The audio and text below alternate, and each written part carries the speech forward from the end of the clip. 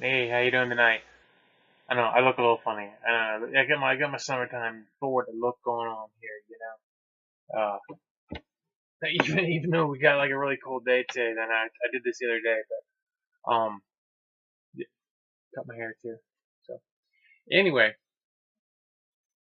I just wanted to talk about that story I mentioned the other day about Greg because Glenda had asked me about it. Glenda had said I should tell the story, so I'll go ahead and tell the story if I told it before and you heard it. Well, maybe you'll get something else. But before I do that, I got to finish. I'm printing a label for this box. It's got 32 VHS tapes in it that they were like blank tapes that somebody recorded on, put movies on, and I got $30 for them. I got them for free, so it's cool. But they're on their way out of here, so I just need to finish doing the label here real quick.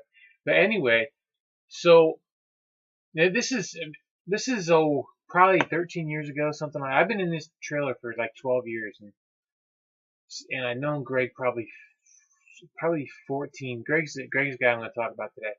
I've known him probably for probably 14 years now, going on there, right around there. So anyway, we were uh, we were going down to a flea market down in Middleburg, Pennsylvania, and I lived probably an hour and a half from there. But we were actually planning on going over to Reedsville the next day, which is over south of State College, Pennsylvania. But kind of south, I guess. But it's over in that area. But we were going over there because there's some decent sized flea market, or there used to be. I don't know if there still is, but there's Reedsville and Belleville over in there. The same day they're over there. So we were gonna go out, and I took my son with me. I was at least 13 years ago, so he was like 9, something like that. Let's see, he's 20. He just turned 22, so that's like 9, right? Yeah. So 9. So anyway, it's gonna cost me $12 to ship that. It's a 20-pound box of tapes. It's gonna cost me $11.81 media mail to ship it. So because they have been recorded on, they're not blank new tapes. They've been recorded on. So all right. Anyway, anyway, we're going down to Middleburg, and on the way there, this flea market's on like I think it's a Tuesday. I think it's on Tuesday because and the ones in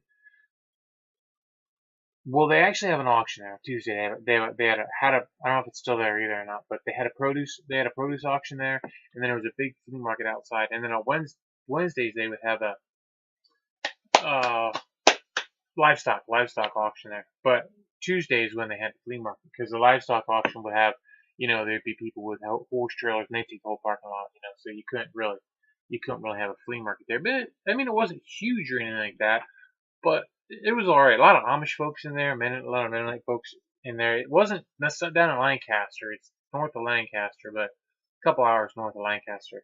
But anyway, so we're on our way down there. People, of course, anytime there's a big thing going on, people have their yard sales. So you'd see the yard sale set up along the way, kind of pretty much starting really, north of up 15, they'd be up. You could catch them, but we didn't come that way. We came in a different way. So you could start seeing them usually Northumberland and Selinsgrove and Shamokin Dam. You start seeing a few flea markets here and there. But we were trying to get to the flea market because we want to go sell, but we were already running kind of behind. So I wasn't.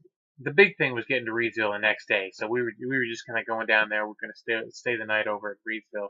So anyway, I had a big van. We slept in the van. I was at the time. So, but it was an adventure for me, and Greg went with us, and which was an adventure in its own because he could tell stories and he had so much knowledge, just so much knowledge of things, and uh, and he really knew prices. Really, he just knew prices. He just amazed me, And so anyway, we're on our way down there, and we end up. It's getting late. It's not. I mean, late for getting to the flea market anyway. It's broad daylight. It's got to be 6:37 in the morning, and so he says he wants to stop at this yard sale. So we go to stop. We're gonna stop. So we stop at this yard sale outside of Seals Grove, and I walk into the yard sale and I see they had these yellow Ware bowls, with the nice band around it. They're old. They're old. They're antiques, but the biggest one had a big crack in it. It was just a big old crack in the thing, and they had $50 on it. $50. And there's a cracked bowl, and I'm thinking, I just kept walking around. Greg comes right in. I don't know if he gave him $50 for it, if he talked him down. I don't remember anymore. But he buys these junky bowls. I mean, okay, yeah, they're antiques. Okay, they're yellow Ware, but they're cracked and chipped. And they weren't that great. I mean, I was surprised. I was surprised he bought them because the condition is everything.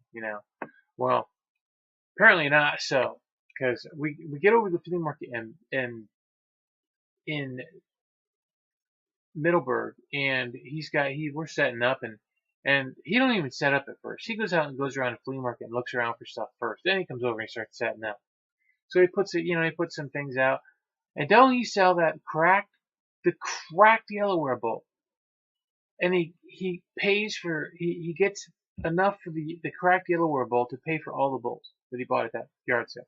That was probably passed by 50 dealers and 150 pickers that day. They probably passed right by that yard, so I'm not stopping in there.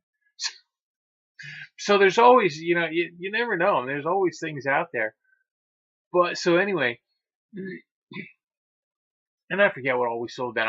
Used to sell in Middleburg when I was down there. I used to sell a lot of the early American Prescott, the stuff with the star on it. I used to sell a lot of the clear glass down there because the Amish like the clear glass. They don't want to pay nothing for it though, but they like the clear glass. Some of the pieces were a little harder to get, a little more rare than what they are now. They're, a lot of that stuff has come out of the woodwork because there's just a lot more. There's a lot more sellers, a lot more people out there selling. So a lot of the stuff and a lot of it too was hidden in the baby boomers' houses. They weren't giving it up. Now they're giving it up.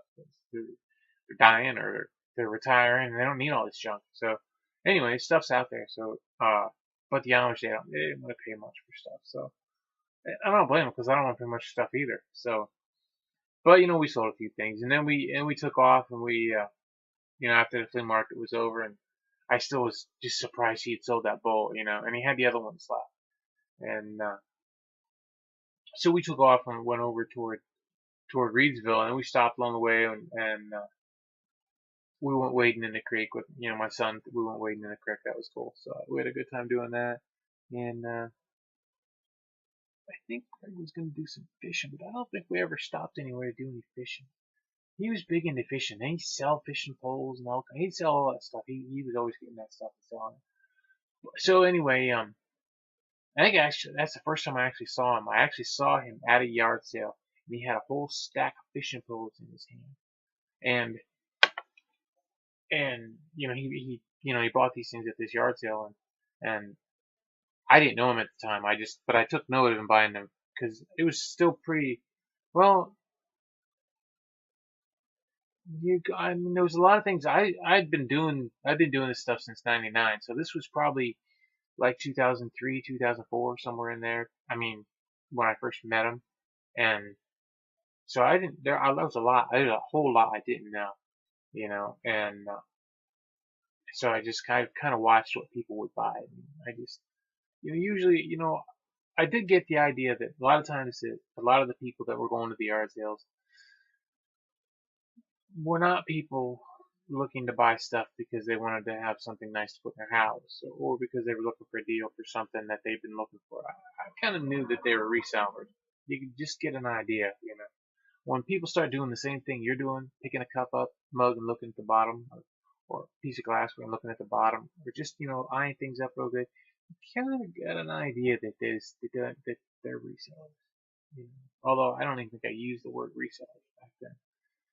So anyway, we did stop somewhere, and then we went over to Reedsville, and we set up a little bit. And some of the folks from Penn State would actually come over on Tuesday night to Reedsville, and they'd actually come around and they'd get your rent for the next day if you set up there on Tuesday. So Tuesday evening. So I actually sold stuff Tuesday evening, and I didn't really sell it much on Wednesday. But uh, then Greg set up beside me there, and he set those yellow bowls out. I don't know. I don't think it took him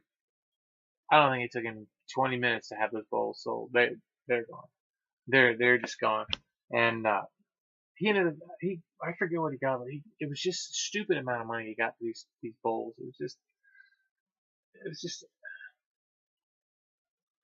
just, and I'm sitting there. Of course, I'm jealous because I saw the bowls first, but I didn't know enough to buy them, and Greg did.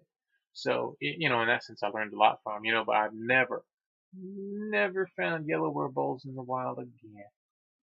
That was the only time. But, I've seen them at auctions and stuff like that. But they always went too high, so I never messed around with them. But yeah, I had a good time talking to him on the phone the other day. It was nice. I haven't talked to him in a long time. It got me thinking about flea markets. The weather's going to warm up, and I'm going to want to go, but I'm not going to go because it's always a disappointment for me. I get there and it rains and it's junky, or it's really super stinking hot, and nobody wants to buy anything when it's hot, and then you're packing all your stuff back up in the truck. And, nah, I'm not. I'm not gonna do it. I might go to buy, but I'm not gonna do it. But I'm not buying. I'm not buying. I'm not buying. My wife and I are gonna try to do our best to try to fill my store up, get my store up where I can bump it up to anchor, and we're gonna do our best to get some more things listed and maybe try to clear some of these stuff out better. So she's not gonna worry so much about her eBay stuff because she doesn't have a store. She's just selling the freebies, 1050 freebies or whatever you get a month. So she's doing all right. She's got she hasn't taken any money out of it since she started. Since she hasn't taken any money out of her PayPal since she started it. She's just short of $1,000 now. So she's happy with that. She's pretty cool that she's got the money in there. She goes, I'm not touching it. I'm not touching it. She goes, I'm not touching it. So I should hope she'll use it for something one of these days. We'll use it for, hopefully we'll use it for a vacation or something like that, or something cool, something we'll enjoy. But anyway, so yeah, that's it. No, that's the story of the flea markets and going to Reedsville. I used to find some pretty good buys in Reedsville. I used to like going there a lot because I could find stuff that I could. A lot of guys that would go there, a lot of folks that went there to buy they were actually antique dealers from there. It was in Reedsville. There's huge antique mall there beside where they had the flea market at. It was like not a barn, but like an old dairy or something like that, and it was massive inside. I mean, level after level. It just sprawling all over the place. So there was a lot of dealers that would come there, and then of course there's always antique shops everywhere. So they would go there, and so they were looking more for not really so much for what I had, but looking more for a lot of real vintage, rustic, antique kind of stuff. And so I would go around to the dealers that were having flea market, at the flea market, and I could buy stuff there that a lot of them guys were. I mean, I bought an Atari 2600 with like 50 games one time there. I did all right with that. I did all right with that because I sold on eBay, so I would buy things that they didn't have to be rusty. Not that they couldn't be, but I could buy a lot of things. I bought cannon jar lids, those zinc lids. It used to be I used to be able to sell those zinc lids for, they sold all right. Sold all right with those zinc lids because people would just buy them. On eBay they would buy them. I don't know if they still do. I haven't had any in a long time. I haven't sold. I mean, these were older ones. They weren't new ones, so they were older. So if you put them on an old jar, they look like they belonged on it. Not like the new. They got new zinc lids too, but you put them on an old jar and it doesn't look right. It's an old jar with a brand new lid on it. It's funny looking, But, so yeah, I do miss going to Reedsville. That was a lot of fun. But Belleville had like a lot of new stuff. It was like all the all the Chinese stuff was there, and the guy selling sunglasses and tchotchkes and trinkets, and but it was all that a lot of that Chinese stuff. It just wasn't real. I went there one time. It was so packed, though. It was really packed, and it's in this little town. Belleville's not big. I mean, it's a little town, but it was a big flea market for this little town. But there's not a whole lot of parking or anything. The streets are real narrow. I mean, it's funny. Now that I think about it, it might not be anymore. Yeah, it was back then. It might be a whole different thing right now. But yeah. So that's my story. So, all right, I'm gonna go to bed. I think so. You have a great night. Tomorrow we'll get a bunch of stuff listed. Okay. All right. See ya.